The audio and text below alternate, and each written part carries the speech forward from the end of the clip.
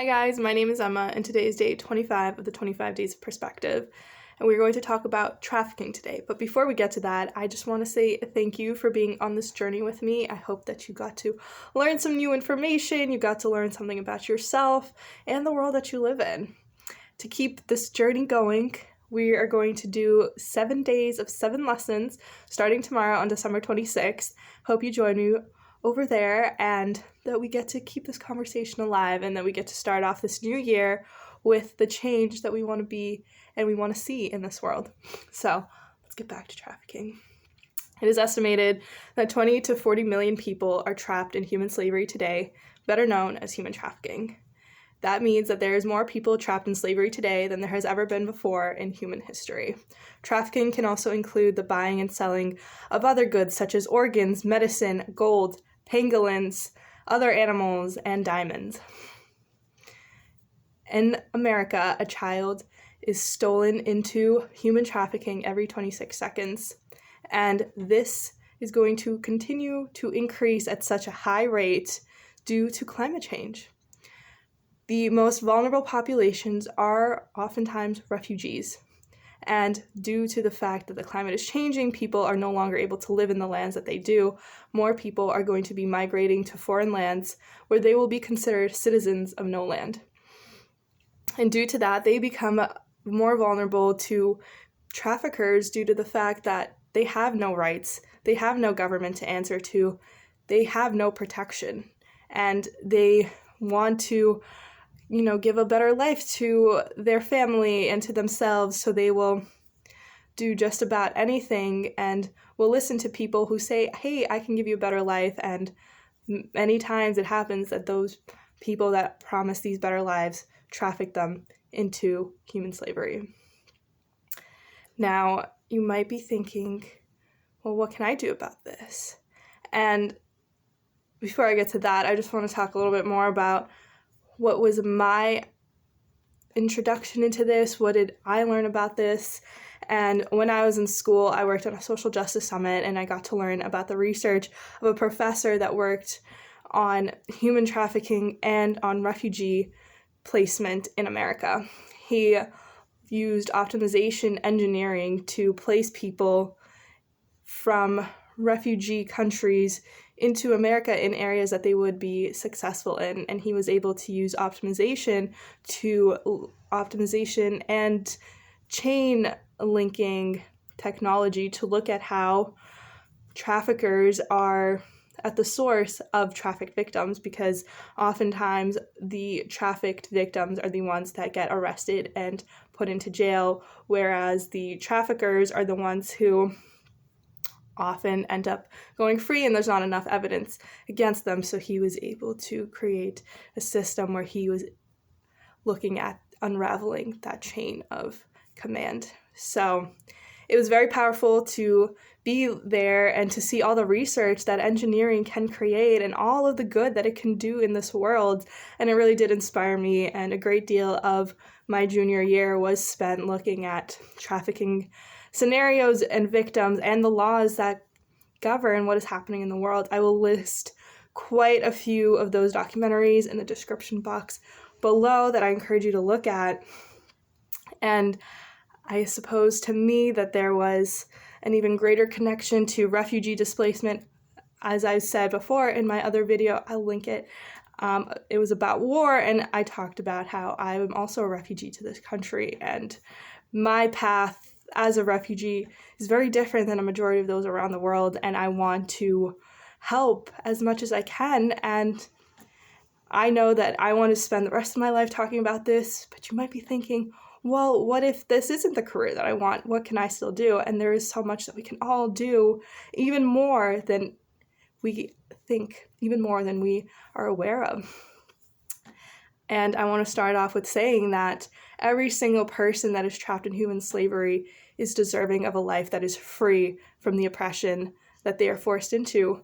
And again, the only reason that these people are trapped into this system is because there is a demand for whatever the goods that are being taken from them, that are being taken from other beings, other products as well. So that means that there is a demand for it. That is one of the most fascinating things that a trafficker said about it. He's like, the only reason I'm doing this is because people want it.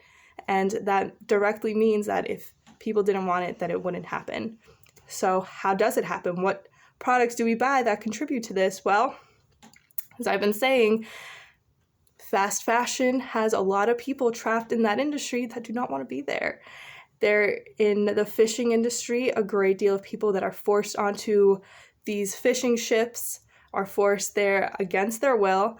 They have to be on those ships 10, 12 months out of the year, and they are in these terrible conditions, and there's this turnover rate that is so high that they're only being supplied by people who are doing it against their will.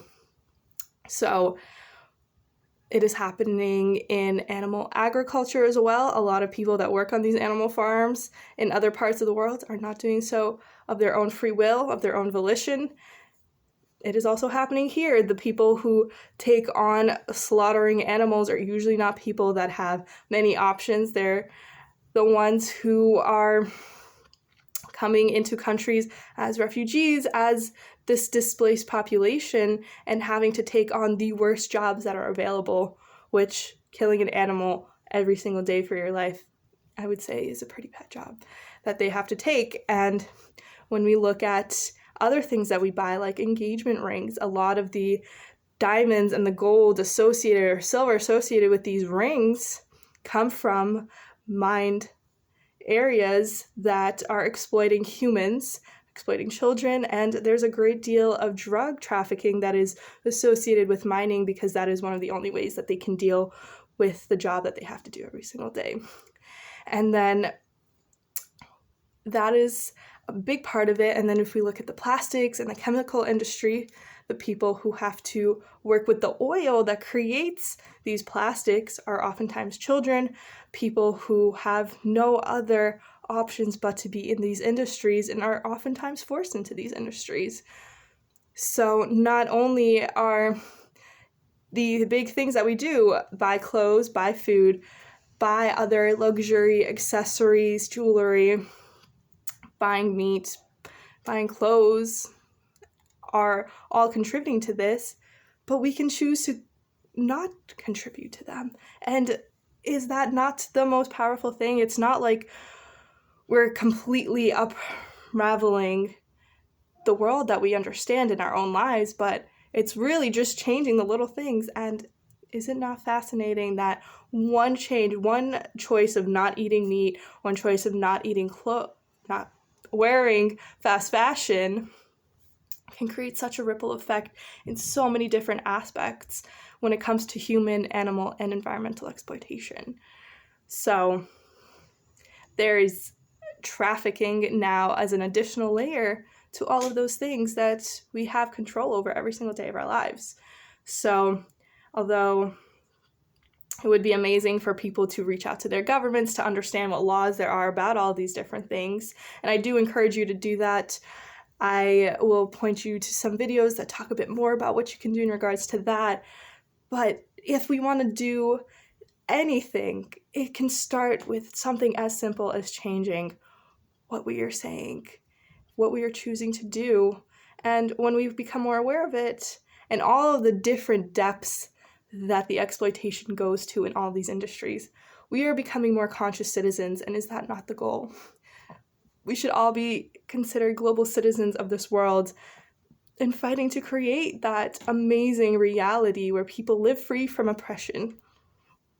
We live in a modern world, but we are facing the same problems that we have faced throughout all of history, and it can end with us where we choose to spend the money because we are voting every single time for the world that we want. What world do you want? Ask yourself that.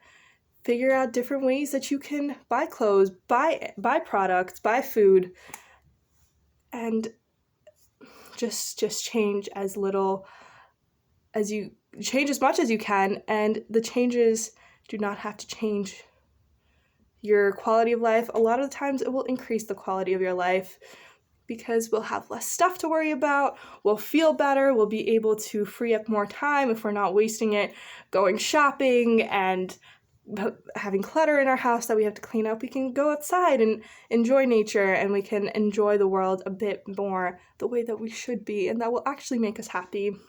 Because even though we have access to all of these goods on the backs of the exploitation of so much across the world, we're still not happy.